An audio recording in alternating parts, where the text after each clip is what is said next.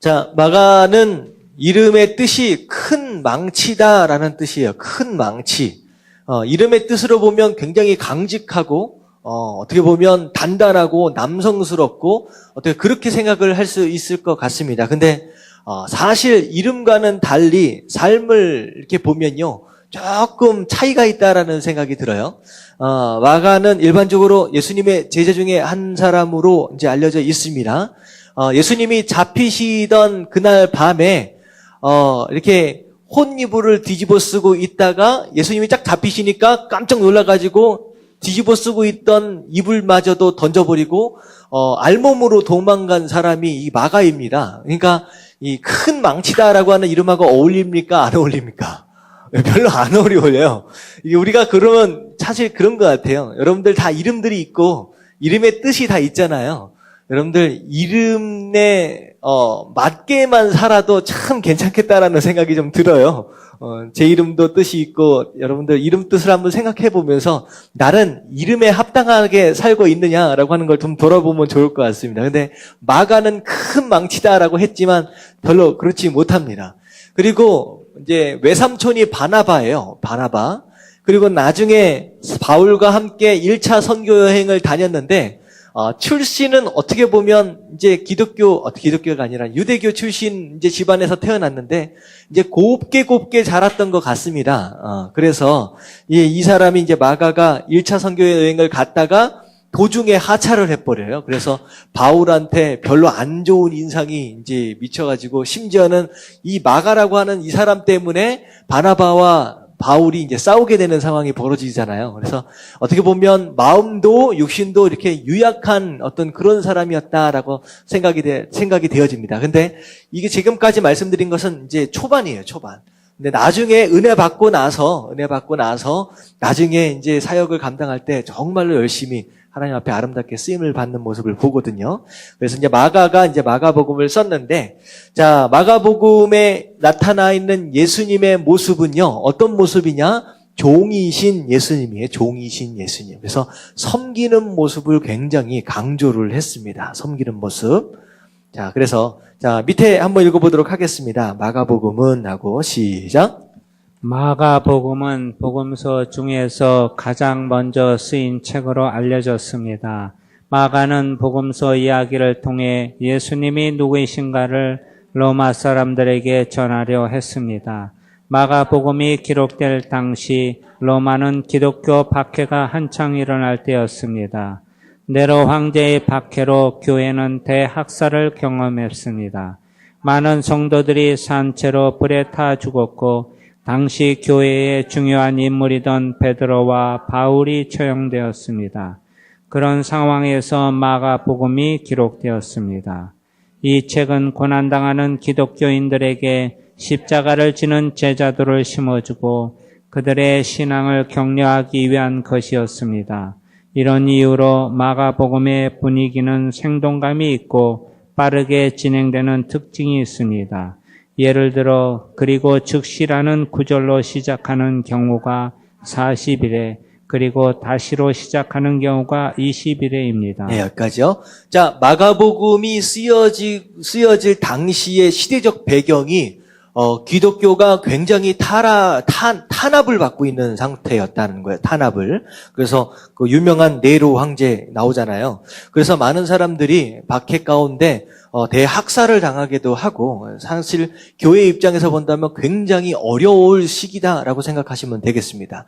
그렇기 때문에 교회 성도들의 마음이 어떻겠습니까? 이게 자칫 잘못하면 우울해질 수 있다는 거예요. 어떻게 보면 이제 믿음을 떠날 수 있는 그런 상황들도 사실 많았을 거고요. 그 상황 가운데서 마가가 이제 마가복음을 쓰면서 마가복음의 전체적인 분위기는 굉장히 다이나믹해요. 어떻게 보면 힘이 없고 연약하고 우울해져 가고 있는 교회의 모습을 향하여 힘을 불어넣으려고 막 애를 쓰는 그런 형태의 문장 구조나 어떤 그런 그 형태를 좀 가지고 있다라고 생각을 하시면 되겠습니다. 그래서 여기 중간에 보면 고난 당하는 기독교인들에게 십자가를 지는 제자도를 심어주고 그들의 신앙을 격려하기 위해서 쓰여진 것이다라고 생각하시면 돼요. 자, 밑에 좀 더 읽어보겠습니다. 마가복음을 시작. 마가복음을 이해하는 핵심 구절은 인자가 온 것은 섬김을 받으려 함이 아니라 도리어 섬기려 하고 자기 목숨을 많은 사람의 대속물로 주려 함이니라 입니다. 마가복음은 크게 두 가지 부분에서 살펴볼 수 있는데 예수님이 행하신 이적과 예수님이 당하신 고난입니다. 자, 이게 앞에 부분에 사실 마가복음의 앞에 부분에 보면요. 예수님이 행하신 이적들, 이제 하나님이시기 때문에, 그러니까 하나님이 아니고서는 할 수 없는 일들이에요. 그래서 앞에 부분에 대한 것은 약간 예수님의 신성을 좀 강조했다라고 하면 그 뒤에 부분에 가선 예수님이 당하신 고난, 어떻게 보면 인성적인 부분에서 인간이 당할 수 있는 어떤 육신적인 아픔과 고난들을 좀 강조를 했습니다. 그래서 신성과 인성 이 부분들을 좀 설명을 좀 했는데요. 특히 마가복음 전체적으로 보면 예수님에 대해서 인자다라는 이제 그런 표현들이 자주 나와요. 인자. 사람의 아들이다라고 하는 부분. 그래서 예수님의 어떤 그런 이제 사람 되어진 모습으로 인하여 우리의 심적인 고통과 육적인 고통과 관계에 대한 어떤 아픔들과 이런 모든 것들을 스스로 다 이제 감내하시고 그걸 다 경험하시고 하는 어떤 그런 부분들, 그리고 하나님임에도 불구하고 사람의 모습으로 사람들을 섬기셨던 종의 모습에 대한 모습들을 좀 강조하는 부분이 많이 나옵니다. 자, 그래서 오늘은 어디 부분을 볼 거냐? 도표를 보시면 두 군데로 나눠져 있잖아요. 까맣게 칠해져 있는 부분을 보면 첫 번째가 뭐예요? 까만 네모칸 안에 들어있는 거 다 같이 시작. 예수님이 행하신 이적. 그 밑에는 예수님이 당하신 고난. 그래서 오늘은요, 이 위에 부분 예수님께서 어떤 기적들을 행하셨는지 그 앞에 부분을 좀 살펴보도록 하겠습니다. 자, 한 장을 넘어가시면요. 자, 동그라미 1번에서 예수님이 행하신 이적, 마가복음 1장부터 8장 26절까지 내용은 그는 누구인가예요. 자, 밑에 가로 열고 조그만한 1번이에요. 조그만한 1번. 동그라미 1번 그 밑에 조그만한 1번이에요. 자, 그는 하나님의 아들 메시아이다. 그는 하나님의 아들 메시아이다. 그는 하나님의 아들 메시아이다. 마가복음 1장 1절부터 15절까지 내용입니다. 마가복음 1장 1절부터 15절까지 내용입니다. 자, 밑에 보면 세례 요한이 말한 예수님은 어떤 분이십니까? 자, 세례 요한이 예수님을 설명한 내용이 마가복음 1장 7절부터 8절까지 내용 가운데 나온다라고 하는 거예요. 우리 찾아서 한번 읽어보도록 하겠습니다. 세례 요한이 예수님에 대해서 어떻게 얘기하느냐. 자, 1장 7절부터 8절까지 시작. 그가 전파하여 이르되 나보다 능력 많으신 이가 내 뒤에 오시나니 나는 굽혀 그의 신발끈을 풀기도 감당하지 못하겠노라. 나는 너에게로 물로 세례를 베풀었거니와 그는 너에게 성령으로 세례를 베푸시리라. 자, 세례 요한이 예수님에 대해서 얘기할 때 첫 번째, 나보다 능력이 많으신 분이다라고 얘기를 하고 있습니다. 나보다 능력이 많으신 분이다. 자, 예수님께서 행하신 능력은 하나님의 능력이죠. 그렇기 때문에 사실 이제 세례 요한이 비교할 수 있는 능력은 아닙니다. 근데 엄청난 능력을 가지고 오시는 분이다라고 하는 거. 그리고 나서 내 뒤에 오시는데, 자, 나는 굽혀서 그의 신발끈 풀기도 감당하지 못하겠노라 라고 하는 거. 자, 누군가의 신발을 푼다라고 하는 것은 신분이 어떤 상태예요? 누가 누구의 신을 풀어요? 종이 주인의 신발을 풀거든요. 근데 지금 세례 요한이 뭐라고 얘기하느냐? 나는 그분의 종으로서도 종이라고 일컬음 받기도 쉽지 않은 그 정도 분이다는 거예요. 그러니까 내가 그렇게 낮다라고 하는 것은 다시 말하면 나 뒤에 오실 분은 그렇게 높다라고 하는 것을 비유적으로 지금 설명을 하는 거죠. 비교적으로. 자, 그 다음에 뭐냐? 나는 물로 세례를 베푼다라고 하지만 자, 예수님께서는 오셔서 자, 무엇으로 세례를 베푸신다고요? 성령으로 세례를 베푸실 것이다.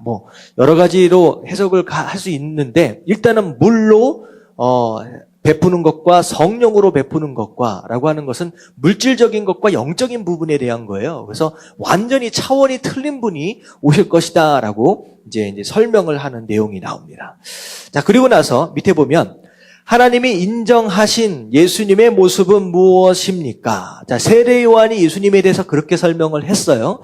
그리고 나서 하나님이 예수님을 인정하시는 장면이 나와요. 어느 때 하나님이 예수님을 인정하셨는지 혹시 아세요? 어느 때?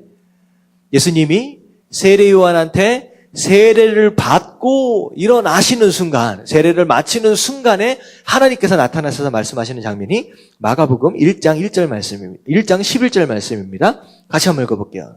다 같이 시작. 하늘로부터 소리가 나기를 너는 내 사랑하는 아들이라 내가 너를 기뻐하노라 하시니라. 자, 너는 하나님께서 실제로 증명을 하셨어요. 너는 내 사랑하는 누구라고요? 아들이다. 넌 내 아들이다. 라고 말씀을 하셨습니다.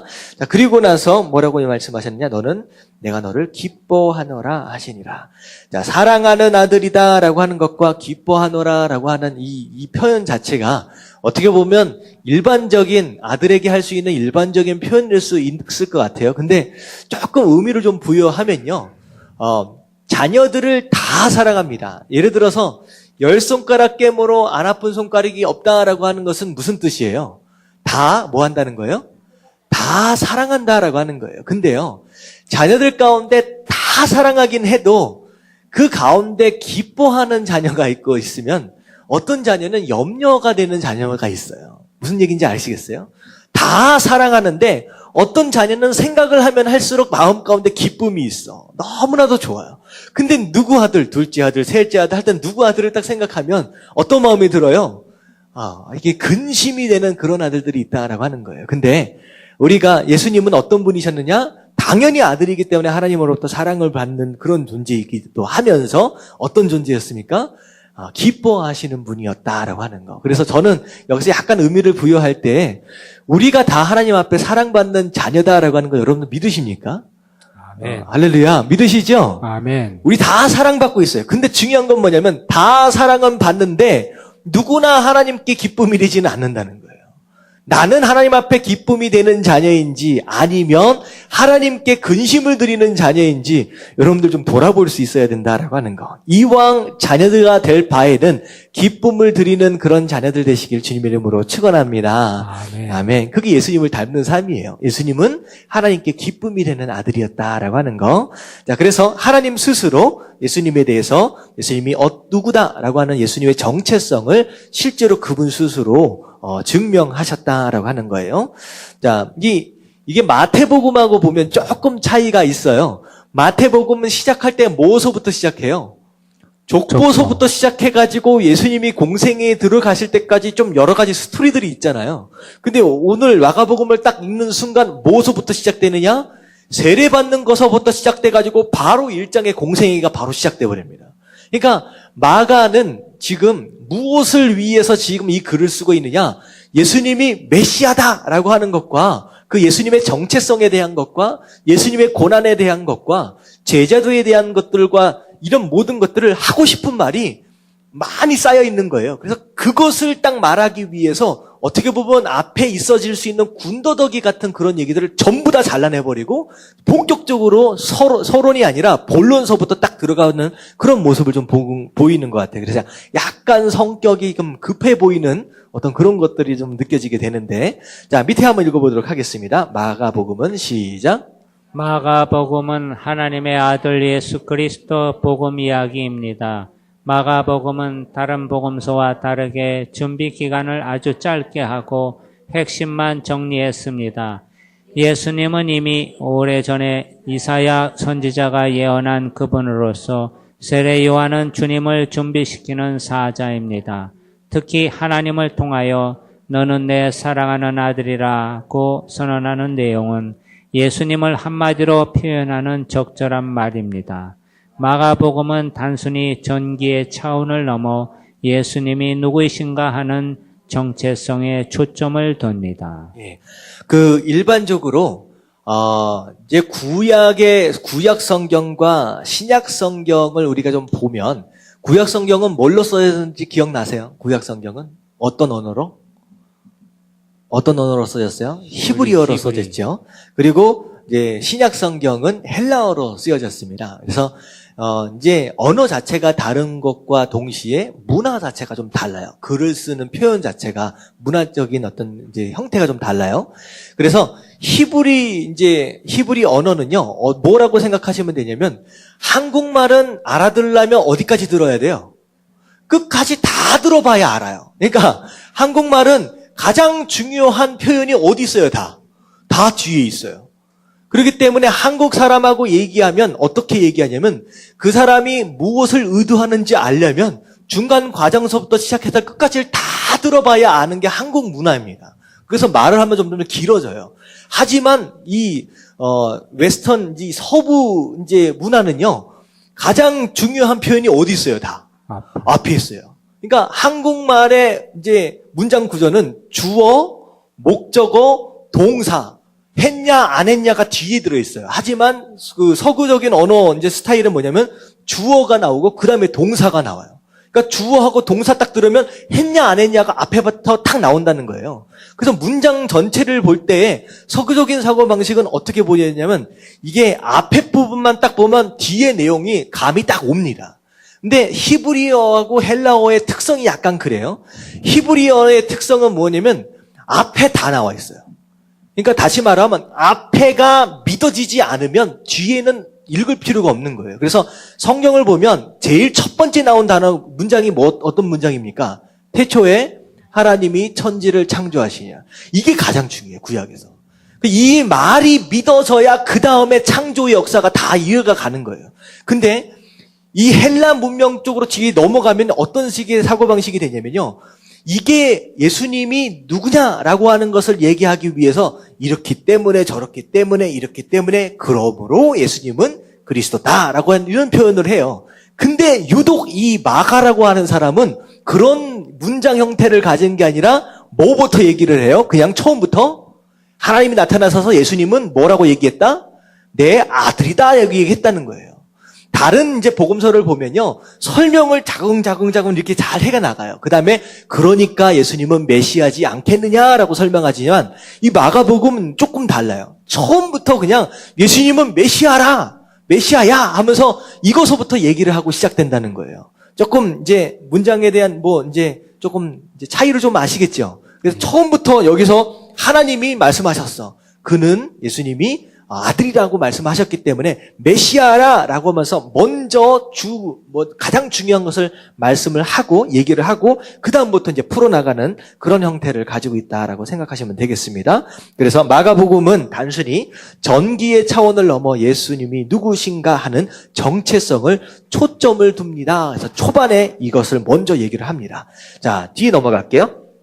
자, 예수님은 언제 공생의 사역을 시작하셨습니까? 예수님의 사역을 한마디로 정리해 보십시오. 자, 마태복음하고 비슷해요. 이제 시기적인 상황에서 예수님의 공생애를 시작하기 전에 예수님이 뭐 하셨어요? 누구의 인도하심을 받아서 어디에 나가셨어요? 성령의 인도하심을 받아서 광야로 나가서 3번의 시험을 당하시는 장면이 나옵니다. 마태복음 기억하시죠? 네. 자, 시험 받고 나서 무슨 사건이 벌어집니까? 공생애를 시작하시기 바로 직전에 무슨 사건이 일어나요? 이걸 아셔야 되는데. 누가 잡혀요? 세례 요한이 잡혀요. 세례 요한이 잡히는 상황이 딱 벌어집니다. 그래서 사실 마가복음도 동일한 어떤 순서를 맞춰서 지금 진행이 돼요. 그래서 마가복음 1장 14절부터 15절까지의 말씀 같이 한번 읽어볼게요. 다 같이 시작. 요한이 잡힌 후 예수께서 갈릴리에 오셔서 하나님의 복음을 전파하여 이르시되 때가 찼고 하나님의 나라가 가까이 왔으니 회개하고 복음을 믿으라 하시더라. 네. 세례 요한이 잡히시고 나서, 그러니까 마치 이런 것과 같아요. 세례 요한이 한 말 가운데 가장 유명한 말이 어떤 말이 있어요? 기억나세요? 그는 흥하여야 하겠고, 예수 그리스도는 흥하여야 하겠고, 나는 어떻게 된다고요? 망한다. 쇠하여야 할 것이다. 이 말대로 그렇게 이루어집니다. 다시 말하면, 딱 세례 요한 시대가 딱 막을 내리는 순간서부터 예수님의 사역이 딱 시작돼요. 세례 요한이 딱 잡히고 나서부터는 사역을 할 수 없잖아요. 그러니까 이런 거죠. 세례 요한이 세례 요한이 안 잡힌 가운데 예수님이 사역을 하시게 되면 어떤 상황이 벌어지냐면 한쪽에서는 세례 요한으로부터 세례를 받는 상황이 벌어지고 한쪽에서는 예수님 앞에 복음을 듣는 상황이 벌어집니다. 그러니까 이게 앞서 길을 닦기 위해 온 세례 요한의 역할이 아닌 거죠. 중복되어 버리니까. 딱 그래서 정확하게 세례 요한은 자기가 해야 할 역량, 딱 그것을 정확하게 마무리를 짓고 딱 잡히는 순간서부터 예수님의 사역이 본격적으로 시작이 되는 거예요. 그래서 그런 생각을 좀 하시면 되고요. 딱 잡히시고 나서 예수님께서 갈릴리에서 복음을 전파하시는데 복음의 내용이 누구와 똑같아요? 세례 요한하고 똑같아요. 세례 요한이 뭐라고 얘기했느냐? 하나님 나라가 가까이 왔다. 그래서 뭐 하라? 회개하라. 다시 말하면 길을 닦아놓은 그 땅에다가 예수님이 다른 얘기를 하신 게 아니라 동일한 말씀의 연속성을 가지고 동일한 복음을 증거하여 가시면서 그 다음서부터 이 말씀에 대한 확장을 해 나가신다라고 생각을 하시면 돼요. 그래서 동일하게 하나님 나라에 대해서 말씀하시고 회개와 복음을 믿어라라고 얘기를 하셨습니다. 자, 밑에 내려가서 한번 읽어볼게요. 예수님은 시작. 예수님은 신적인 존재이시면서 또한 인간적인 고통을 감당한 인성을 지닌 분이십니다. 예수님이 이 세상에 오신 이유는 하나님의 나라를 전하고 사람들로 하여금 회개하고 복음을 믿게 하기 위해서입니다. 그것으로 인류는 구원을 받게 됩니다. 이런 면에서 예수님은 인류가 들어야 할 최고의 복음입니다. 자, 그래서 예수님께서 오셔서 하신 말씀이 하나님 나라를 전파하시고 회개하고 복음을 믿어라라고 하는 거, 그 복음을 증거하셨다라고 하는 거예요. 자, 우리가 예수님에 대해서 신성과 인성을 지금 얘기를 하고 있거든요. 이게 예수님은 100% 완전한 하나님이시면서 또 완전한 인간으로 오셨다라고 하는 거예요. 자, 완전한 하나님이자 완전한 인간으로 오신 예수님의 그런 모습이 사실은 인류를 구원하시기 위해 절대적으로 필요한 모습이다라고 하는 거예요. 신성과 인성을 동시에 100% 포함하고 있는 어떤 그런 형태가 사실 우리가 이해할 수 있는 부분은 아닌데 약간 이런 식으로 이해하시면 돼요. 어떻게 보면 예수님께서 이 땅에 오신 목적이 하나님과 인간과의 끊어져 버린 다리를 연결하기 위해서 오셨다라고 생각할 수 있을 것 같아요. 끊어져 버린 다리, 어떻게 보면 끊어져 버린 길을 연결하기 위해서 오셨어요.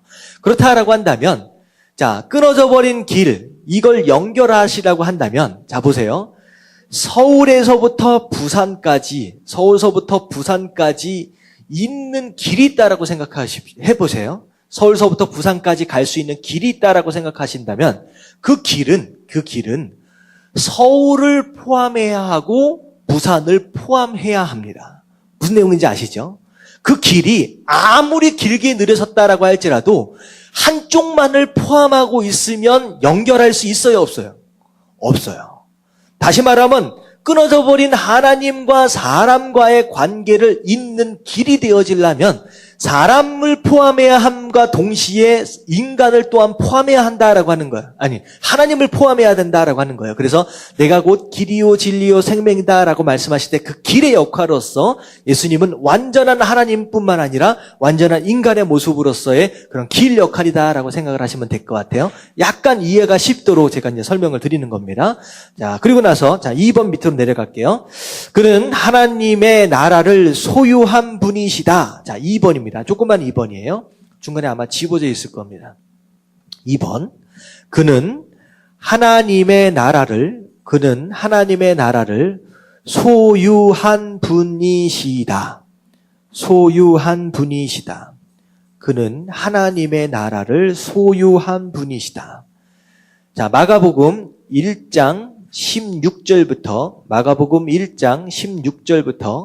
8장 26절까지 말씀입니다. 8장 26절까지 말씀. 자, 예수님께서 하나님 나라를 소유하고 계시다라고 하는 것은 다른 표현으로 얘기하면 하나님 나라가 누구 거라는 거예요? 예, 예수님 거라는 거예요. 하나님 나라를 소유하고 있다라고 하는 것은 하나님 나라가 예수님 거다라고 하는 것이에요. 그렇기 때문에 하나님 나라에 대한 모든 권세와 어떤 그것을 다 예수님이 가지고 계시다라고 하는 그런 의미가 있는데, 밑에를 보면 같이 한번 읽어볼게요. 예수님은 시작. 예수님은 하나님의 나라를 소유한 분이십니다. 예수님이 가시는 곳에는 하나님의 나라가 이루어졌습니다. 악한 귀신이 나가고 병자가 고침을 받고 자연의 기적이 일어나는 것은 하나님의 나라가 세워지는 것을 의미합니다. 자, 예수님이 가시는 곳마다 하나님 나라가 이루어졌다라고 하는 거. 자, 하나님 나라를 제가 뭐라고 표현을 했냐면 하나님의 뭐라고 표현했습니까? 다스림이다라고 표현했어요. 하나님 나라는 천국이다라고 하는 것은 어떻게 보면 문자적으로 얘기를 하면 하나님의 다스림이 있는 곳이다라고 생각을 하시면 돼요. 하나님의 다스림이 있는 곳. 그렇기 때문에 하나님의 다스림이 임하는 바로 그 장소는 어떤 다스림이 떠나갑니까? 그러니까 하나님의 나라가, 하나님의 다스림이 있기 전에 이 세상은 누가 주인이었어요? 사단이 주인이에요. 악한 영이 주인이에요. 그렇기 때문에 귀신 들리고 병 들고 이런 일들이 이 세상 가운데 많이 있다는 거죠. 하지만 예수님이 가시는 곳마다 그것들이 낫기 시작했다라고 하는 것은 악한 영의 다스림이 하나님의 다스림이 들어오는 것으로 인하여 그것들이 떠나간다라고 하는 거예요. 그것으로 인하여서 병고침이 일어나고 그것으로 인해 하나님의 다스림과 함께 하나님 나라가 그 장소에 세워져 간다라고 하는 어떤 그런 의미를 생각을 할 수 있을 것 같아요.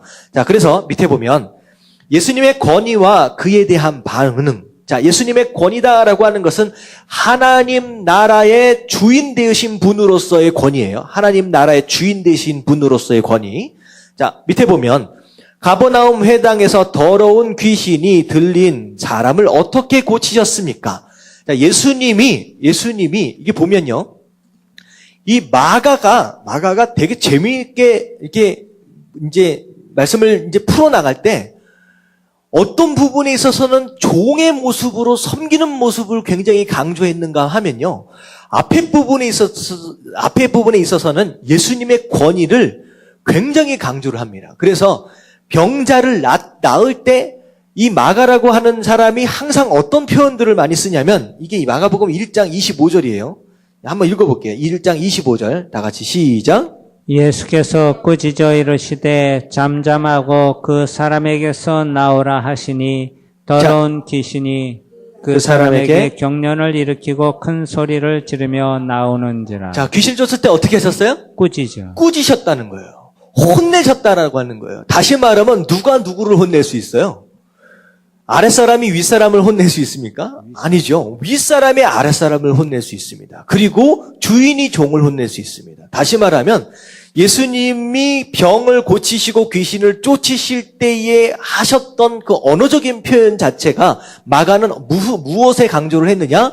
마치 주인이 종을 혼내는 것처럼 엄청난 권위를 가지고 있는 분이 권위가 없는 자들을 꾸짖는 그런 모습처럼 그렇게 묘사를 했다라고 하는 거예요. 그래서 지금 여기에 더러운 귀신 들린 사람도 마치 주인이 종을 꾸짖고 그리고 그 귀신이 그 꾸짖음에 복종함으로 떠나가고 쫓겨나가는 어떤 그런 모습으로 지금 이제 말씀을 풀었다라고 하는 거예요. 그래서 예수님의 권위를 이 부분에서 이렇게 이제 강조를 하고 있습니다. 자, 그리고 심지어는 2번, 자 넘어갈게요. 2번 보면 예수님은 중풍병자에게 무엇을 명하셨습니까? 병을 낫도록 하시는데 이거는 굉장히 그 당시에 서기관들이나 지도자들이 들을 때 경악을 금치 못했던 표현입니다. 이 2장 5절 말씀 같이 한번 읽어볼게요. 시작. 예수께서 그들의 믿음을 보시고 중풍병자에게 이르시되 작은 자여 내 죄 사함을 받았느니라 하시니. 자, 이 상황이 어떤 상황인지 아시죠? 중풍병자, 풍에 걸려가지고 움직일 수 없는데 4명의 친구들이 지붕 뚜껑을 열고서 내려서 병고침을 받는 거예요. 근데 예수님이 병고침을 받아라 라고 말씀하신 것이 아니라 뭐라고 말씀하셨어요? 내 죄가 사하여졌다. 죄 용서를 누가 하시는 거예요 지금? 예수님이 이 사람의 죄를 용서하셨어요. 그 어떤 선지자도 그 어떤 사람도 누군가의 죄를 사할 수 있습니까? 없습니까? 사람은 누군가의 죄를 사할 수 있는 능력이 없습니다. 하지만 누구만은 가능해요. 하나님만은 가능한, 하나님만은 죄 사할 수 있는 능력이 있다라고 하는 거예요. 그래서 예수님께서 내 죄 사함을 받아라라고 하는 것은 예수님 그분 스스로 나는 누구다? 죄를 사할 수 있는 능력이 있는 하나님이다라고 하는 걸 스스로 드러내신 거예요. 여기 이랬을 때, 자, 옆에 있던 이제 서기관들이 반응이 어떻겠습니까? 6절, 7절. 자, 2장 6절, 7절. 다 같이 시작. 어떤 서기관들이 거기 앉아서 마음에 생각하기를 이 사람이 어찌 이렇게 말하는가 신성모독이로다. 오직 하나님 한 분 외에는 누가 능히 죄를 사하겠느냐. 자, 서기관들이 누구만이 죄 사할 수 있다는 걸 알아요, 몰라요? 알아요. 누구만? 하나님만 죄 사할 수 있는데 어떻게 자기가 죄 산다라고 얘기할 수 있을까라고 굉장히 경악하는 장면이 나옵니다. 그랬을 때 예수님 뭐라고 말씀하셨어요? 뭐라고 말씀하셨어요? 병고침을 받아라 라고 하는 말보다 죄 사함을 받아라 라고 하는 말이 어려워요, 쉬워요? 훨씬 더 어려워요. 그럼에도 불구하고 죄 사함을 받아라 라고 하신 이유가 뭐예요? 의도적으로 내가 누구다 라고 하는 거? 내가 바로 하나님이다 라고 하는 걸 너희에게 보여주고 싶었기 때문에 그런 표현을 썼다라고 하는 거예요. 그래서 두 번째, 귀신을 향하여 꾸짖을 수 있는 그런 권위. 두 번째가 무엇이냐? 병자를 향하여 죄를 용서할 수 있는 그런 권위가 예수님 안에 있었다라고 하는 거. 자, 그리고 나서 어떻게 됩니까? 그랬는데 예수님이 그렇게 말씀하셨는데 4번에 보니까 안식일에 병자를 고치신 일을 보고 바리새인들이 어떤 모의를 했습니까? 나중에 3장 6절에 보니까 예수님이 이런 기적과 이적들을 막 행하시면서 스스로 하나님이다라고 하는 걸 증명하고 다니시니까 6절 다 같이 시작. 바리새인들이 나가서 곧 헤롯 왕과 함께 어떻게 하여 예수를 죽일까 의논하니라. 자, 예수님을 죽이려고 의논했다라고 하는 거예요. 근데 여기 사실 보면요. 바리새인하고 헤롯 왕하고 친한 사람일까요? 별로 안 친한 사람일까요? 진짜 싫어하는 애들이에요. 서로가. 바리새인은 어떤 사람들이에요? 율법을 지켜야지. 비록 뒤에서는 죄를 짓는다라고 할지라도 그래도 하나님 열심히 믿어본다라고 하는 그런 사람이 바리새인들이에요. 헤롯 왕은 어떤 사람이에요? 정치적으로 헤롯 쪽에 붙어있는 사람이에요. 그래서 떨어지는 그 콩고물 한번 얻어먹어보려고 정치적으로 치우쳐가지고 거기서 마치 친일파처럼 그렇게 하는 사람들이에요. 그리고 나중에 보면 사두개인들 나오잖아요. 사두개인들은 어떤 사람입니까? 이 사두개인이라고 하는 사람은 이 바리새인하고 이게 신학적인 관점이 완전 다릅니다. 사두개인들은 모세 오경만 믿어요. 그래서 영적인 것과 부활 같은 것도 하나도 안 믿어요. 근데 재밌는 건 뭐냐면 나중에 예수님을 못 박아라 라고 할 때에 이 다른 서로가 서로를 싫어하는 얘네들이 다 하나가 됩니다. 다 하나가 돼가지고 서로 막 열을 내면서 예수님 죽이자라고 하는 것에 이제 같이 모의를 하게 된다라고 하는 거예요. 자, 그래서 예수님은 신성과 어떤 그런 권위에 대해서 말씀하시면 말씀하실수록 이제 유대인들 지도자들은 예수님을 어떻게 하면 죽일까라고 하는 것을 모의하게 되었다라고 하는 거. 자, 밑에 한번 읽어볼게요. 다 같이 시작.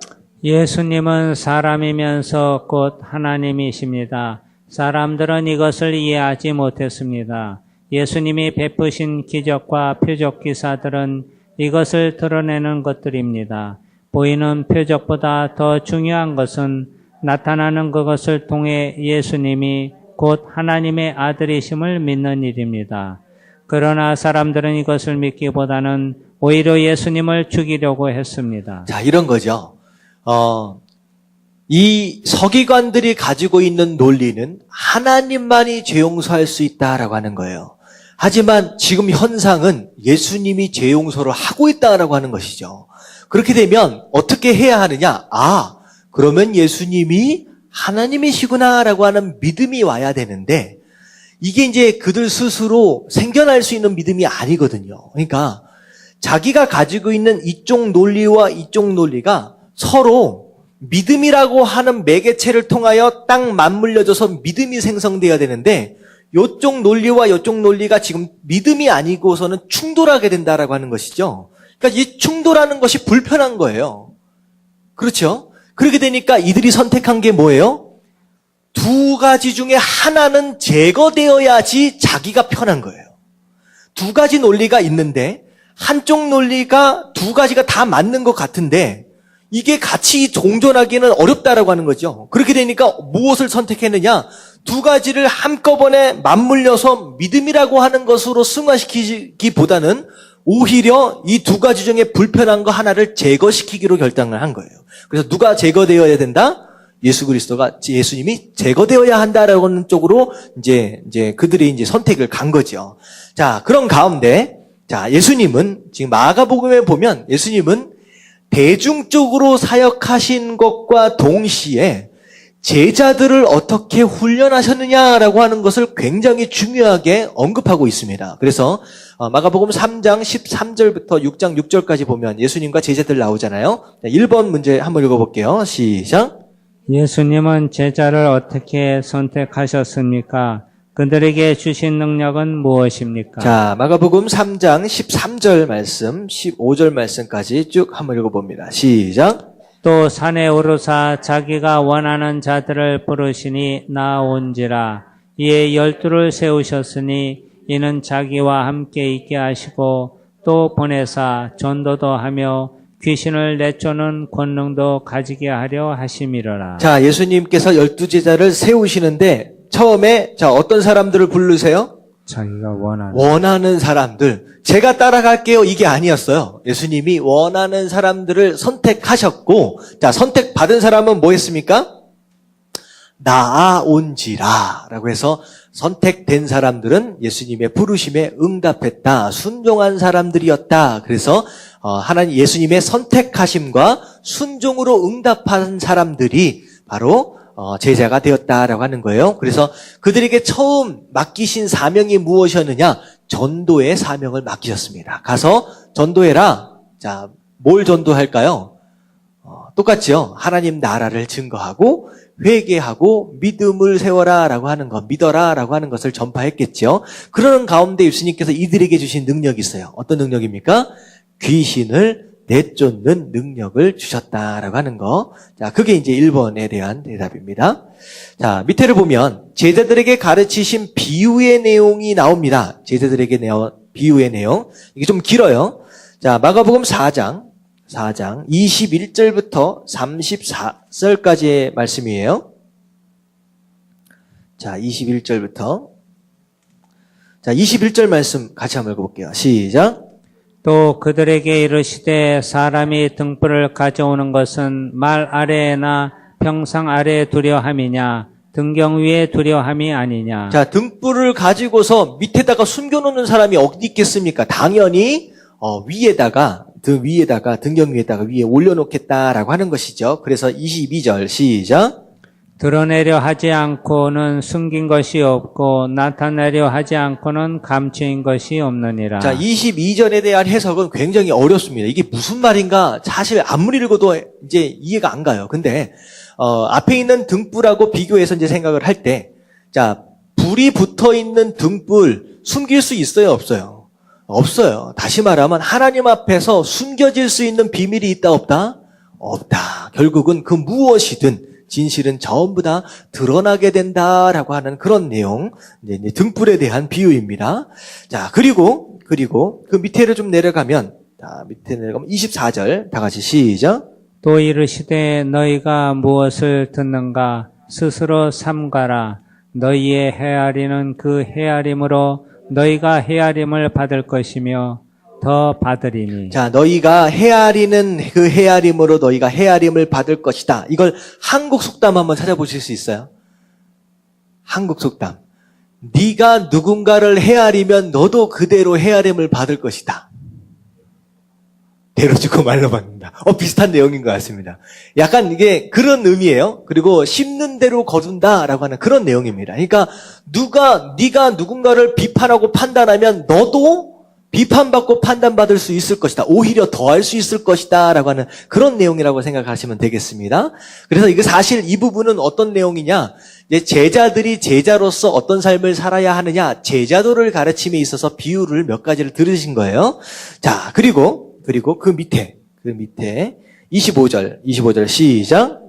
또 있는 자는 받을 것이요 없는 자는 그 있는 것까지도 빼앗기리라. 자, 어떤 비유가 기억나세요? 지난주의 말씀. 달란트. 네, 달란트 비유. 있는 사람은 어떻게 돼요? 더 받아요. 근데 없는 사람은 오히려 더 뺏겨요. 그러니까 이게 제가 말씀드린 대로 그들입니다. 이 자리에 함께 있어서 은혜를 받는 사람은요, 있는 사람이에요, 이미. 그런 사모하는 마음과 열정과 이런 게 있기 때문에 여기 있잖아요. 근데 이런 사람은 말씀을 또 받기 때문에 계속 영적인 부요함이 쏟아져 내려옵니다. 하지만 열정도 없고 뭐도 없고 이 자리에 없는 사람, 그런 사람은 어떻게 돼요? 말씀을 더 못 듣고 하니까 더 있는 것마저도 빼앗기게 된다라고 하는 거예요. 그래서 어떻게 보면 그 부익부 빈익빈이라고 하는 그런 내용이 그냥 자본주의 사회에만 있는 게 아니라 영적인 이런 현상 가운데서도 충분히 있을 수 있다라고 하는 거, 바로 그런 내용입니다. 자, 그리고 씨 뿌리는 비유가 나옵니다. 씨 뿌리는 비유. 자, 하나님 나라는 사람이 씨를 땅에 뿌림 같다라고 얘기를 하고 있어요. 그리고 27, 28, 29 한번 읽어볼게요. 시작. 그가 밤낮 자고 깨고 하는 중에 씨가 나서 자라되 어떻게 그리 되는지를 알지 못하느니라. 땅이 스스로 열매를 맺되 처음에는 싹이요 다음에는 이삭이요 그 다음에는 이삭의 충실한 곡식이라. 열매가 익으면 곧 낫을 대나니 이는 추수 때가 이르렀음이라. 자, 씨는 사실 누가 뿌립니까? 씨는 농부가 뿌립니다. 근데 씨를 자라게 하는 건 농부가 할 수 있어요, 없어요? 자기가 할 수 있는 게 아니에요. 이게 보면 땅이, 그러니까 자고 깨고 하면서 뭘 어떻게 한다고 씨가 막 자라게 할 수 있는 게 아니라 땅이 스스로 씨를 트이게 하고 이삭이 맺게 하고 이런 것들을 땅이 하고 자연이 한다라고 하는 것이죠. 자, 이것은 무엇을 얘기하느냐? 비록 복음을 전하는 건 누구예요? 우리가 복음을 전하지만 구원받게 하는 거, 열매 맺도록 하는 건 누가 하신다? 하나님이 하신다는 거. 하나님 주권 아래 있다라고 하는 걸 이야기하는 거예요. 그러니까 너는 너무 씨 뿌려놓고선 애 태우면서 막 구원받게 하려고 애쓰지 말고 그냥 하나님의 주권이니까 뿌린 다음에는 맡길 수 있어야 된다라고 하는 그런 내용일 것 같아요. 그리고 자, 밑에 이제 마지막으로 겨자씨 비유. 겨자씨 비유. 비슷한 내용이에요. 겨자씨 너무나도 적은데 이게 심겨져서 자라게 되면 그 어떤 풀보다도 커질 것이고, 뭐라고 얘기해요? 많은 새들이 거기에, 새들이 거기에 깃들일 것이다라고 얘기를 하는 거예요. 그래서 하나님 나라의 특성입니다. 하나님 나라는 자라난다라고 하는 거예요. 자라난다. 이게 이제 신앙의 모습과 같아요. 우리의 신앙이 한번 믿었으면 오늘보단 내일이, 내일보단 모레가 점점 성장하는 모습으로 되어야 된다라고 하는 거.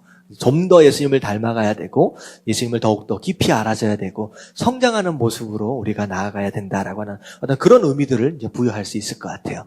이게 이제 제자들에게 하신 이제 비유에 대한 대략적인 내용입니다. 자, 그래서 밑으로 좀 내려갈게요. 3번 같이 한번 읽어봅니다. 시작. 예수님은 제자들과 함께 배를 타고 가다가 바람을 어떻게 잔잔하게 하셨습니까? 자, 이제 예수님의 권위에 대한 내용이 여기 잠깐 다시 한번 나오게 되는데, 자, 파도를 향하여 어떻게 하셨느냐? 4장 39절. 같이 한번 읽어볼게요. 다 같이 시작. 예수께서 깨어 바람을 꾸짖으시며 바다더러 이르시되 잠잠하라 고요하라 하시니 바람이 그치고 아주 잔잔하여지더라. 자, 앞에 귀신을 향하여 꾸짖으실 때는 어떻게 보면 영적인 권위를 지금 얘기를 하는 거예요. 그러니까 하나님 나라, 영적인 세계의 주인으로서 이제 꾸짖는 그런 장면이라고 생각하신다라고 한다면 지금 여기선 누굴 꾸짖으세요? 바람, 자연을 꾸짖으셨다라고 하는 거. 뭐에 대한 권위일까요? 창조. 창조주 하나님으로서의 권위입니다. 내 것이다라고 하는 거예요. 내 것이다. 이 땅이, 이 세계가, 이 자연 모든 것들이. 그러니까 창조주 하나님으로서의 권위를 지금 얘기를 하고 있는 거예요. 아까 지금은 영적인 부분을 얘기한다면 이 세상 자연 만물에 대한 창조주로서의 권위. 자, 그래서 꾸짖으심으로 이제 바다를 잔잔케 하셨다라고 하는 거. 자, 4번. 회당장의 딸을 어떻게 고치셨습니까? 그때 함께한 제자들은 누구입니까? 라고 나와 있어요. 자, 누구 있었는지 한번 찾아보실래요? 37절. 5장 37절. 다 같이 시작. 베드로와 야고보와 야고보의 형제 요한 외에 아무도 따라옴을 허락하지 아니하시고. 자, 예수님의 제자들 하면 일반적으로 우리가 몇 명을 생각합니까? 12명을 생각하잖아요. 근데 조금 세밀하게 좀 살펴보면 예수님한테 있어서 가장 가까운 그 제자들 하면 베드로, 야고보, 요한에서 예수님의 세 제자가 있어요. 그리고 나서 조금 더 넓게 이제 반경을 넓히면 자, 몇 명의 제자? 12명의 제자가 있습니다. 그리고 나서 조금 더 반경을 넓히면 70명의 제자가 있고요. 조금 더 반경을 좀 넓히면 이제 120명의 제자가 있습니다. 그러니까 제자들이다라고 해서 함께 예수님으로부터 훈련을 받고 함께 거하고 또 따라다니지만 그 상황 안에서도 집중해서 가르치는 누군가가 있다라고 하는 거예요. 이 베드로와 이 야고보와 요한처럼. 베드로, 야고보, 요한 이 사람은 특별히 이 사람들만 들은 말씀이 있을 거고, 특별히 이 사람들만 경험한 기적들이 있습니다. 뭐 변화산 사건도 이 세 사람밖에 경험을 못한 거예요. 그러니까 어떻게 보면 우리가 예수님을 닮아간다라고 해서 예수님을 따라간다라고 했을 때, 어떻게 보면 120명 중에 한 명 정도로 쫙 뒤에 따라가는 사람이 있는가 하면요.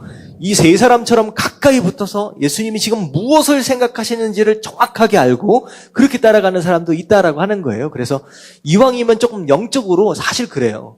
욕심이다라고 하는 거 별로 안 좋은 것 같지만 영적인 것에는 좀 욕심을 좀 부릴 필요가 있다라는 생각이 좀 들어요. 그래서 이왕에는 12제자 안에 좀 더 들어와서 아니 세 제자 안에 들어와서 예수님을 바짝 따라가고 바짝 경험할 수 있으면 너무 좋겠다라는 그런 생각을 해보게 됩니다. 그래서 여러분들도 이왕 신앙생활 할 바에는 그냥 여러 똑같은 성도들 가운데 성도들 되지 마시고 조금 더 가까이에서 조금 영적인 욕심, 거룩한 욕심이거든요. 여러분 그런 욕심을 한번 부려보시길 주님의 이름으로 축원합니다. 네. 사실 그런 욕심을 아주 많이 부리면서 사역했던 사람 한번 누가 생각나요? 저는 바울이 그랬던 것 같아요. 바울. 자기는 이미 얻었음에도 불구하고 얻지 않은 것처럼 산다라고 얘기를 해요. 구원을 받았음에도 불구하고 마치 나는 구원받지 않았다라고 하는 그런 마음으로 산다라고 하는 거예요. 그러니까 얼마나 상급에 대한 욕심, 면류관에 대한 욕심 이게 많은지 평생 그렇게 열심히 하고 다녔던 그런 모습을 좀 보면서 좀 그런 욕심이 우리한테 있으면 좋겠다라는 생각을 해보게 됩니다. 자, 밑에 한번 읽어볼게요. 예수님의 관심은 다 같이 시작. 예수님의 관심은 무리가 아닌 제자들에게 있었습니다. 복음을 이어가는 사람은 무리가 아닌 제자들이었기 때문입니다. 비유를 통해 하나님의 나라를 쉽게 가르치셨습니다.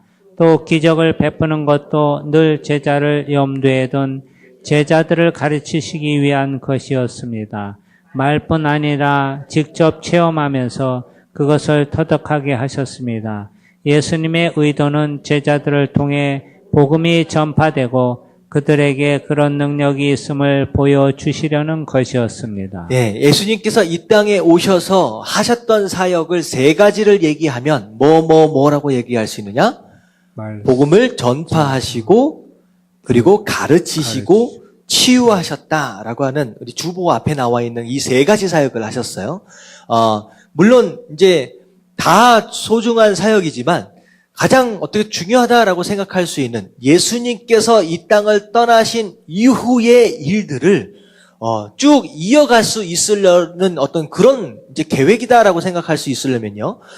그런 차원에서 생각한다면 제자를 가르친다라고 하는 사역만큼 중요한 게 없어요. 왜냐하면 한번 보세요. 예수님 떠나시고 나서 제자들이 없었다라고 한다면 어떻게 됐겠습니까? 그냥 회중들 수많은 사람 병고침을 받고 오병이어 경험했던 그런 사람들 나중에 다 어떻게 됩니까?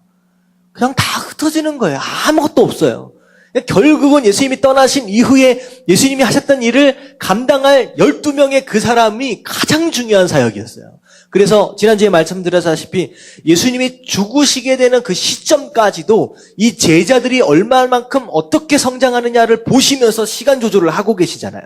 그러니까 항상 대중을 향하여 말씀을 선포하시고 그것이 끝난 다음에 항상 제자들만 모아놓고 또 다른 말씀을 또 하십니다. 정리를 또 하시고 그들만이 볼 수 있는 그런 기적들을 꼭 하셨다라고 하는 거. 그래서 우리가 좀 기억할 부분에 대한 내용입니다. 자, 이제 제자들의 훈련에 대한 내용인데 간단하게 좀 더 보겠습니다. 자, 1번 보면 예수님은 제자들에게 복음 전파 훈련을 어떻게 하셨습니까? 라고 했어요. 자, 6장 7절부터 13절까지 보면 예수님께서 제자들에게 자, 복음 전파하러 가라 라고 말씀하실 때 어떻게 해서 나가도록 하셨는지 보세요. 보실 수 있겠어요? 불씨. 네, 둘씩 짝을 지어서. 그래서 우리가 정말로 제자로서 사명을 감당하는 삶을 살려면 혼자는 안 돼요. 근데 함께 동역되어지는 그런 부분들이 반드시 교회 안에서 있어져야 한다라고 하는 것입니다. 제가 라디오 방송인가 이렇게 들으니까 그런 얘기를 하더라고요. 해달인가? 얘네들은 잠을 잘 때 항상 어떻게 자냐면 미역줄기나 어떤 그런 해초류 종류를 붙잡고 잔대요. 왜 그러냐면 물이 이렇게 흘러가면서 또 내려갈 수 있기 때문에 이거 붙잡고 잔대요. 근데 붙잡고 자는데 만약에 자기가 붙잡을 수 있는 해조류나 미역줄기들이 없으면 뭘 붙잡고 자는지 아세요? 지네들끼리 손을 꽉 잡고 그렇게 잔대요. 그래서 한 사람이 아니라 한 놈이라 그럴까? 하나도 안 떠내려가게 그렇게 한다는 거예요. 그런 걸 보면서 동물도 살아남기 위해서 협력하고 합력하고 동역하는 걸 안다라고 하는 거예요. 그리고 기러기가 날아갈 때 어떤 모습으로 날아가는지 혹시 보신 적 있습니까? 이게 V자로 이렇게 해서 날아가잖아요.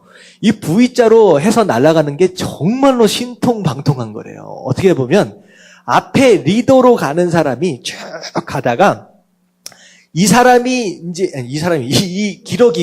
기러기가 바람을 맞고 가는 거예요. 맨 앞에서. 그러면 이 기러기가 맞고 있는 바람이 100이다라고 한다면 그 뒤에 따라가는 기러기가 바람을 맞을 때는 70 정도만 맞는데요. 그 다음에도 70 정도, 그 다음에 70 정도. 그 앞에 사람의 70%, 앞에 사람의 70%. 그러니까 이렇게 V자로 만들어서 날아가면 어떻게 될까요? 앞에 사람은 비록 고생은 하지만 뒤에 사람은 편하게 날아가는 거예요. 그래서 앞에 사람이 힘들어가지고 쭉 뒤로 물러나면요. 그 다음 애가 앞으로 딱 가서 선두에 선대요. 그렇게 해가지고 장기간을 쭉 쉬지 않고 날아간대요. 그러다가 누군가 한 기러기가 아파서 낙오를 하면요. 이 낙오된 기러기를 돌보기 위해서 반드시 한두 마리 정도 따라가서 멈춰선대요. 그리고 얘가 나으면 그런 다음에 그 뒤에 날아오는 기러기와 같이 동참해가지고 그렇게 날아간대요. 그러니까 하물며 기러기마저도 합력하면 얼마나 편하고 쉬운지를 안다는 거예요. 근데 누구는 잘 몰라요.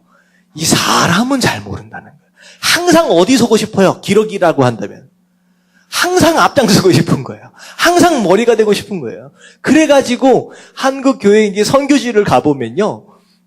같은 교회들이에요. 그러면 여긴 장로교, 여기는 감리교, 여긴 무슨 교 해가지고 누구끼리 싸우는지 아세요? 교회들끼리 싸워요. 그래서 여기서 피 터지고 여기서 힘들어가지고 실질적인 선교 사역은 제대로 못한다는 거예요.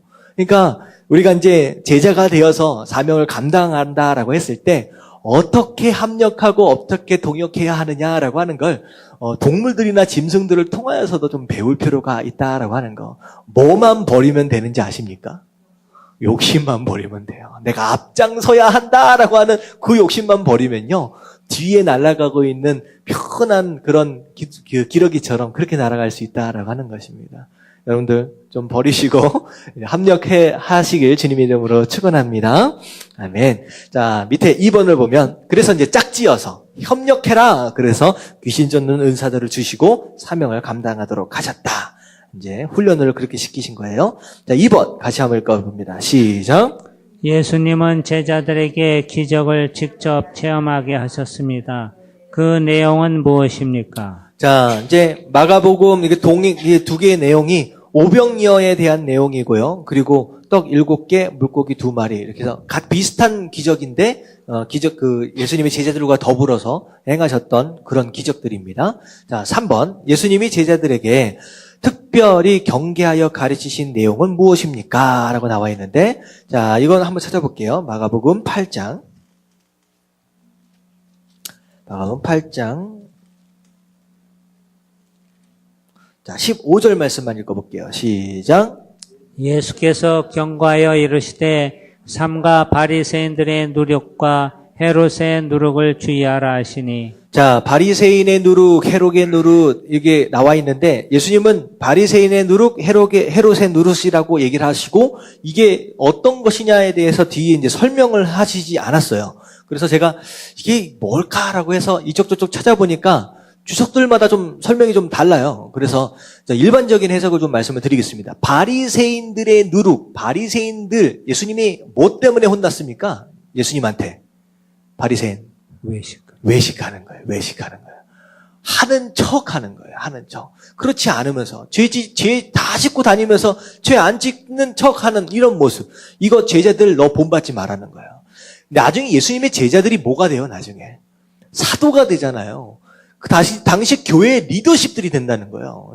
그 리더십들이 된다라고 했을 때 잘짓 잘못하면 이 바리새인의 어떤 모습처럼 외식하는 모습이 되어질 수 있으니까 그거 조심하라라고 하는 거. 자, 헤롯은 어떤 사람입니까? 예수님이나 세례 요한한테 뭐 때문에 혼났어요? 세례 요한. 네, 헤롯이. 욕심이죠, 욕심. 물질적인 욕심, 권력의 욕심 때문에 누구까지 죽여요? 자기 아들들이나 뭐 와이프나 막 다 죽이잖아요. 세상 물질적인 욕심 때문에 세상 뭐 누구도 막 다 죽이려고 하는 이런 뭐 다시 말하면 욕심이 이 안에 들어오면 망한다라고 하는 거예요. 제자들한테 욕심 부리지 말라라고 경고하신 것입니다. 자, 마지막으로 밑에 한번 읽어봅니다. 제자들이 시작. 제자들이 조심하고 따르지 말아야 할 사람들은 바리새인들입니다. 자칭 의롭다고 하는 사람들의 모습을 조심해야 합니다. 바른 가르침을 받지 않으면 주님을 거역하는 제자가 될 수 있습니다. 오늘날 우리도 참된 주님의 제자가 되기 위해서는 예수님의 가르침에 충실해야 합니다. 자, 그래서 뒷부분에 가서는 예수님이 제자들에 대한 내용, 제자 훈련에 대한 내용이 나오죠. 자, 표 앞으로 넘어갈게요. 표 한번 보면서 간단하게 다시 한번 요약 정리하겠습니다. 자, 오늘 본 것이 예수님이 행하신 이적에 대한 내용이에요. 1장부터 8장 26절까지 내용입니다. 일반적으로 예수님이 누구시냐라고 하는 것에 대한 설명이 쭉 나오는 것인데, 자, 첫 번째 보면 그는 누구시다고요? 하나님의 아들이시다. 세례를 받으시는 그 장면 가운데 하나님께서 직접 말씀하신 내용입니다. 자, 그 다음에 예수님 권위에 대한 내용이 나와요. 다 같이 시작. 그는 하나님의 나라를 소유하신 분이다. 자, 예수님의 권위에 대해서 실제적으로 영적인 권위, 하나님 나라를 소유한 분으로서 영적인 권위와 더불어 무엇까지를 말씀하셨느냐? 자연까지를 꾸질 수 있는 창조주에 대한 권위까지를 말씀하고 계셨어요. 거기에 대한 언급이 나옵니다. 그래서 예수님의 권위와 반응을 통해 귀신과 병자를 고치셨습니다. 그리고 제자들과 함께 하시는을 통해서 제자들에게 능력을 주시고 비유도 하시고 바람을 잠잠케 하시고 회당장 딸을 또 고치시는 가운데 기적과 이적들을 통하여서 제자들에게 믿음을 주시는 거예요. 내가 누구다? 내가 바로 하나님의 아들 메시아다라고 하는 걸 계속 보여주십니다. 그리고 마지막 부분에 제자들을 훈련하시는 장면들, 전도 훈련과 오병이어의 체험들을 통하여서 제자들 스스로, 그렇잖아요. 오병이어는 제자들이 바구니를 들고 다녔어요. 제자들이 떡을 들고 다니면서 나누어졌어요. 그러니까 기적을 가장 가까운 데서 체험한 사람이 누굽니까? 제자들이야. 떡을 떼는 순간 이게 막 늘어나는 것을 자기 손앞에서 보는 거예요. 그리고 분명히 오병이어였는데 바구니를 걷어보니까 얼마만큼 걷어요? 자기가 들고 있는 광절이 한가득 찬 거예요. 그래서 12광주리가 된 거예요. 12광주리가 왜 12광절이냐? 광주리 들고 있는 사람이 몇 명이에요? 12명이에요. 그러니까 자기가 들고 있는 광주리에 가득가득 채워가지고 온 거예요. 그러니까 자기 손에서 자기 눈앞에서 경험하게 됐다라고 하는 것은 사실은 이건 먹고 있는 사람들에게 뭘 보여주시려고 하는 것이기보다는 들고 있고 기적을 행하고 있는 제자들에게 굉장히 생동감 있는 그런 기적과 표적을 보여주시기 위해서 훈련 차원에서 하셨다라고 생각을 하시면 되겠습니다. 자, 그래서 오늘은 예수님이 행하신 이적들에 대해서 쭉 살펴봤어요.